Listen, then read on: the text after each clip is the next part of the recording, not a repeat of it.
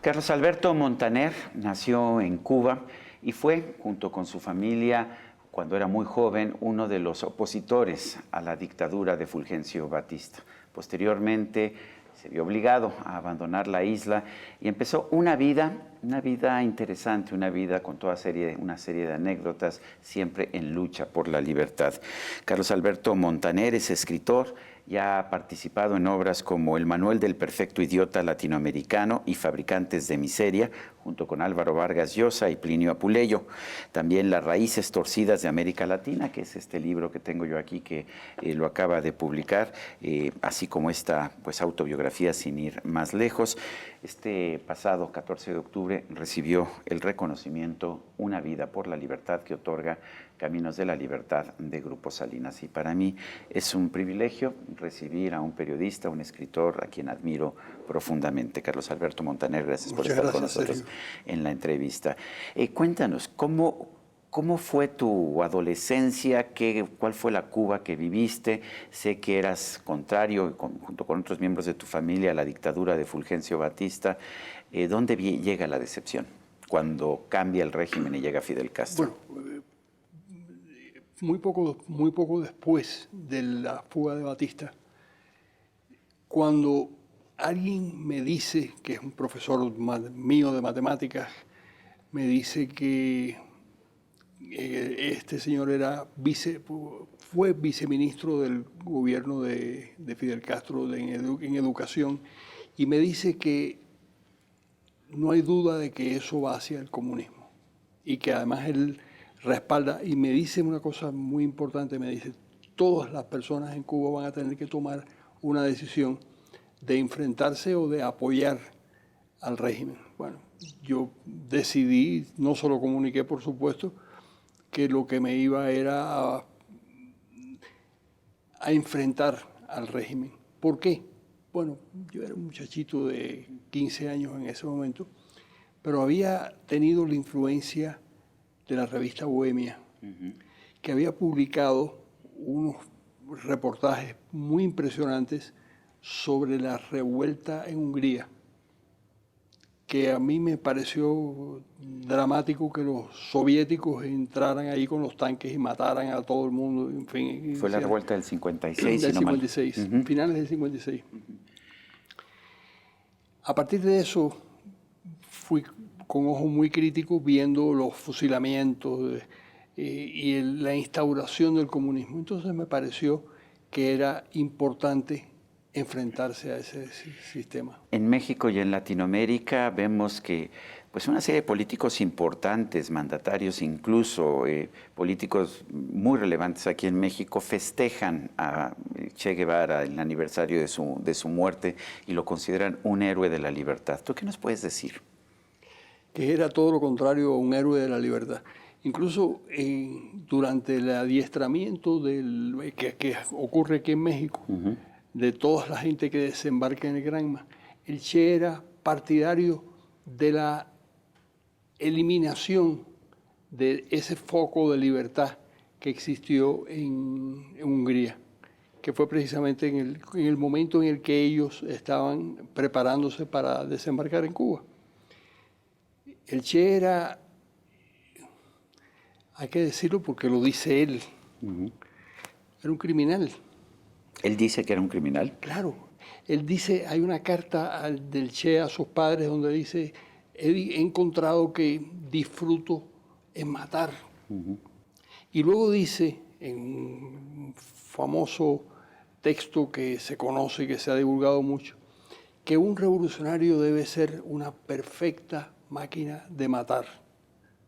Bueno, el Che, que era una perfecta máquina de matar, y fusiló cientos de personas en la cabaña al principio de la revolución, y disfrutó aquel rol de matarife. Pero Carlos Alberto, además, hoy nos presentan al Che como un defensor de las libertades individuales, de la comunidad gay, por ejemplo, y era todo lo contrario. Era todo lo contrario, era enemigo de los gays y de los homosexuales, y lo decía además. Él no tuvo ninguna responsabilidad en la creación de la UMAP. que fueron las unidades militares en donde metieron a los homosexuales y a los creyentes y qué sé yo.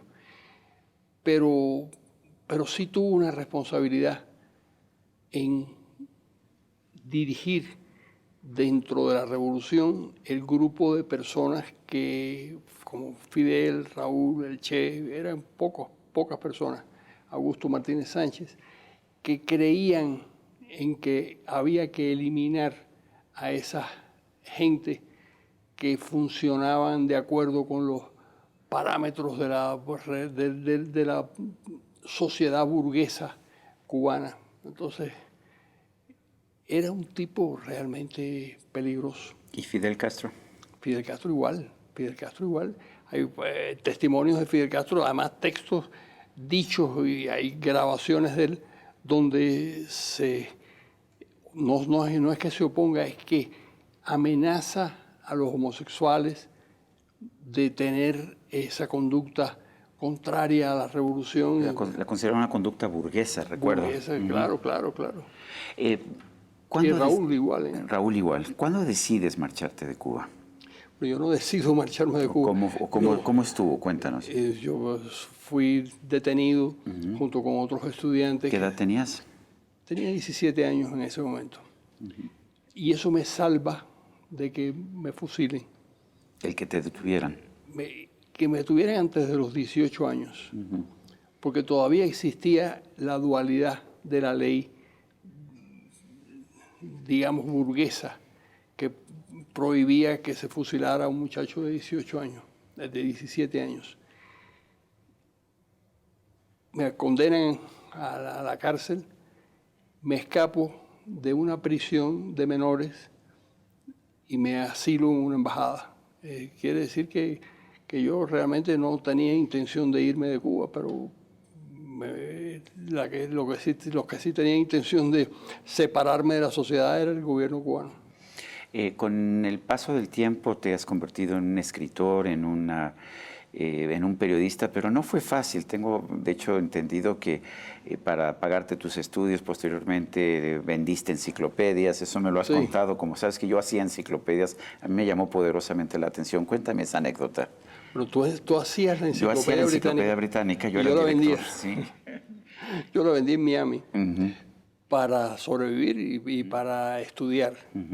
Y aquello fue muy interesante porque yo tuve éxito como vendedor. Me enseñaron, me adiestraron bien como vendedor y eso me permitió sufragarme los estudios y pasar a lo que yo quería hacer, es decir, un escritor, y tratar por todos los medios de escapar del destino de un vendedor por una parte y de un profesor también. Yo no quería ser profesor. ¿Cómo te defines políticamente? Un liberal. Un liberal. ¿Qué significa ser liberal? Porque hay muchísimos usos y malusos del término. Bueno, para mí ser liberal es colocar la libertad por encima del resto de los valores. Yo creo en la justicia social y creo en la superación de los más pobres. Todo eso es verdad, pero la libertad individual me parece que es el valor que debe primar en una sociedad. ¿Qué es lo que distingue precisamente a los liberales? De la misma manera que los democristianos o los socialdemócratas colocan a la cabeza de sus valores la justicia social o la división de los recursos entre el conjunto de la sociedad, los liberales ponemos la libertad por encima de todo. Y yo creo que esa es la clave. Uno de los libros más sonados en los que has participado como escritor es el Manual del Perfecto Idiota Latinoamericano. ¿Quién es el perfecto idiota latinoamericano? Bueno, llegamos a la conclusión de que éramos nosotros. Sí, ¿por qué? A ver, cuéntame. Porque después es decir, en los años 90, cuando termina la Unión Soviética y cuando desaparece el comunismo como una especie de referencia política, sin embargo, sobrevive la idea del colectivismo. Recuerdo un amigo que me decía que en esa época fue a dar una conferencia en Bolivia. Y en Bolivia le esperaba un letrero que decía: el marxismo ha muerto, viva Trotsky. Quiere decir que no había forma humana de erradicar una creencia que está basada esencialmente en las ideas populistas. ¿Por qué no ha tomado raíces en Latinoamérica el liberalismo cuando finalmente parecía triunfante allá en el siglo XIX? ¿Por qué vemos gobiernos autoritarios, gobiernos que intervienen constantemente en la economía y que empobrecen a sus ciudadanos? Bueno, precisamente por lo que dices tú, Sergio, en el siglo XIX las revoluciones se hacen desde principios liberales, pero el poder no se ejerce con principios liberales. Eso es la época de los caudillos y de los militares que dan golpes y de las personas que dirigen el conjunto de la sociedad de una manera brutal, y eso no tiene nada que ver con el liberalismo. ¿Qué le dirías hoy a los jóvenes, a aquellos que piensan que la liberación de una sociedad tiene que venir de tener un gobierno que intervenga en la economía y que cree una sociedad más igualitaria, aunque se violen derechos individuales? Eso nunca conduce ni a la libertad y generalmente no conduce ni siquiera al perfeccionamiento del desarrollo económico de esa sociedad. Eso lo que conduce es al exilio, a la dictadura, al desastre. Incluso cuando tienen éxito económico, pero se produce un descalabro social, hay una reversión de todo ese éxito económico, que lo vimos en el caso de Venezuela, por ejemplo. Carlos Alberto Montaner, ganador del reconocimiento Una Vida por la Libertad de la organización Caminos de la Libertad de Grupo Salinas. Gracias por estar con nosotros. Pues sí, pero en este momento estoy simplemente entrevistándote. Muchas gracias, Sergio. Gracias a ti, Carlos Alberto. Y a usted, amigo televidente, que hace posible este programa. Se lo agradezco también. Esto es todo por hoy, pero no se le olvide. Nos vemos la próxima.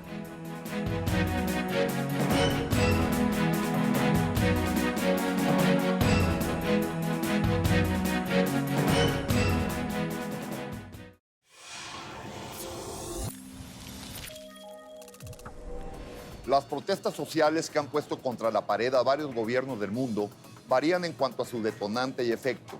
El aumento del boleto del metro en Chile, que ha hecho temblar al modelo neoliberal. El impuesto de las llamadas por WhatsApp en Líbano, que hizo renunciar al primer ministro Hariri, cuyo gobierno se integra por 18 diferentes comunidades religiosas. O la caída del sistema electoral en Bolivia para darle el triunfo a Evo Morales en primera vuelta, han desatado grandes manifestaciones pidiendo cambios profundos ante la gran brecha social existente y la percepción de un futuro económico incierto e injusto, aunado al debilitamiento de las democracias. También el cambio de rumbo en Argentina y Colombia en elecciones federales y regionales respectivamente demuestran la necesidad de nuevos contratos sociales que incluyan el desarrollo social y democrático, buscando una identidad propia como país en sus leyes e instituciones, y no solo atendiendo recetas económicas o políticas importadas que no funcionan en la realidad social de cada uno de esos países.